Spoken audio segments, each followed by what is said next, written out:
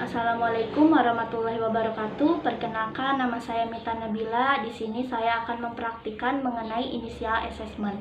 Untuk yang pertama, pengetahuan awalnya terlebih dahulu. Initial assessment adalah penanganan kasus trauma secara cepat dan tepat. Tujuannya yaitu untuk mengetahui keadaan klinis pasien yang sedang dan dialami oleh pasien dan bagaimana cara kita mengatasi masalah tersebut. Initial assessment terbagi menjadi dua, yaitu ada primer survey dan secondary survey. Primer survey terdiri dari airway, breathing, circulation, disability, dan exposure. Sedangkan secondary survey terdiri dari pengkajian empel yaitu alergi, medication, past medical history, last meal, sama event. Yang kedua yaitu pemeriksaan fisik yaitu secara head to toe. 3 aspek yang perlu dicatat yaitu ada data, respon, dan action. Di sini yang pertama itu kita menyiapkan di sini alatnya sudah siap, alat didekatkan dekat pasien. Setelah itu kita lakukan overhead apabila pasien ini mengalami penurunan kesadaran di luar rumah sakit, ditemukan di luar rumah sakit. Tapi pada kasus ini pasien ini sudah berada di IGD, jadi overhead tidak dilakukan. Setelah itu penolong berada di sisi kanan pasien. Langkah selanjutnya di sini lakukan 3A, amati bagi si penolong yaitu dengan menggunakan masker dan juga handscoon. Setelah itu aman lingkungan, lihat di sekitar lingkungan pasien ini berbahaya atau tidak. Setelah itu aman bagi si pasien itu sendiri. Setelah itu kita cuci tangan. Setelah itu gunakan sarung tangan. Setelah itu pasien diatur posisinya dengan posisi telentang seperti ini. Setelah itu kita ajak ngobrol pasien untuk mengetahui apakah pasien ini mengalami penurunan kesadaran atau tidak. Ibu. Nah di sini untuk penurunan kesadarannya di sini GCS pasien ini 4, yaitu pada saat gerak sendiri pasien membuka mata yaitu nilainya 2 dan motoriknya itu 1. Verbalnya pasien tidak berbicara apa-apa jadi nilainya 1. Jadi GCS-nya di sini pasien 4. Setelah itu kita lakukan look, listen, and feel. Didengar, dirasakan, dan dilihat.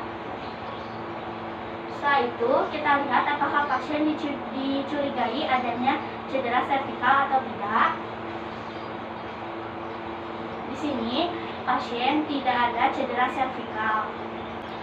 Setelah itu untuk tindakan yang pertama di sini ada primer survey. Nah di sini untuk primer survey ini ada airway. Jadi di sini setelah saya kaji airway-nya di sini pasien ini suara pernapasannya snoring dan juga ada gargling. Di sini tindakan yang bisa kita lakukan yaitu tindakan suctioning.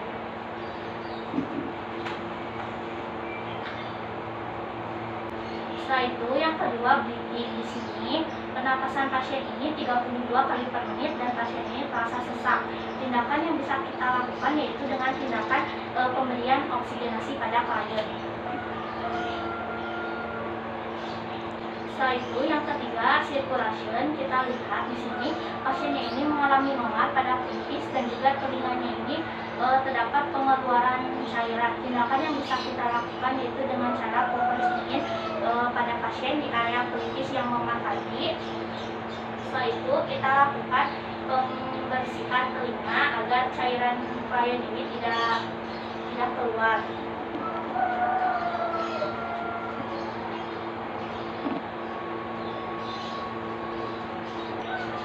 Yang keempat di sini kita lakukan disability yaitu dengan mengkaji apakah pasien ini mengalami penurunan kesadaran. Di sini pasien mengalami penurunan kesadaran dengan GCS 4 dan juga di sini tangan pasien ini sudah terpasang infus RL.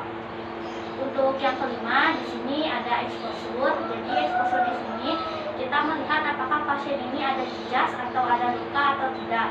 Dengan cara kita membuka selimut pasien, lalu dibuka pakaian pasien, dilihat di area abdomen pasien ini apakah ada luka atau tidak. Nah di sini di abdomen pasien ini ternyata bladder atau kandung kemihnya ini penuh. Jadi tindakan yang bisa kita lakukan yaitu kateter.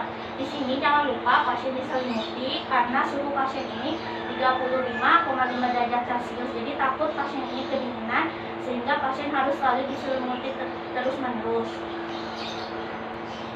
Kita lakukan tindakan kateterisasi pada pasien. Ini kita persiapkan alatnya terlebih dahulu, pasang kateter, buka celana pasien. Jangan lupa pasien harus selalu diselimuti karena pasien ini mengalami kedinginan. Jangan lupa pasang urin gauge.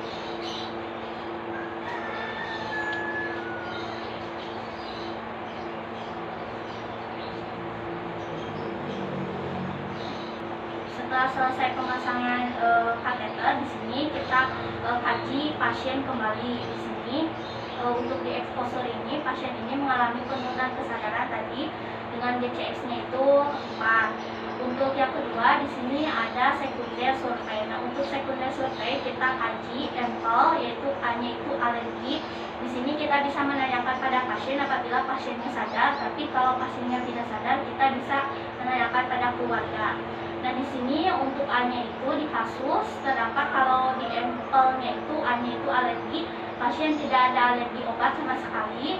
Untuk M-nya medication-nya di sini pasien itu tidak sedang mengkonsumsi obat-obatan. Untuk P-nya di sini pas medical history-nya ini pasien sebelumnya tidak pernah dirawat atau dibawa ke rumah sakit. Untuk last meal-nya di sini makanan terakhir yang dikonsumsi pasien ini yaitu nasi liwet. Untuk event-nya di sini pasien mengalami penurunan kesadaran dengan GCS 4. Setelah itu kita lakukan pengkajian kembali pada pasien. Setelah itu kita jangan lupa terus selimuti pasien dan terus kaji kembali terus pasien untuk mengetahui kondisi pasien selanjutnya seperti apa. Setelah itu kita buka handscoon, cuci tangan kembali. Kita selesai cuci tangan, di sini inisial untuk praktek inisial assessment sudah selesai pada pasien. Kalau ada kesalahan saya minta maaf. Wabillahi taufiq wal hidayah. Wassalamualaikum warahmatullahi wabarakatuh.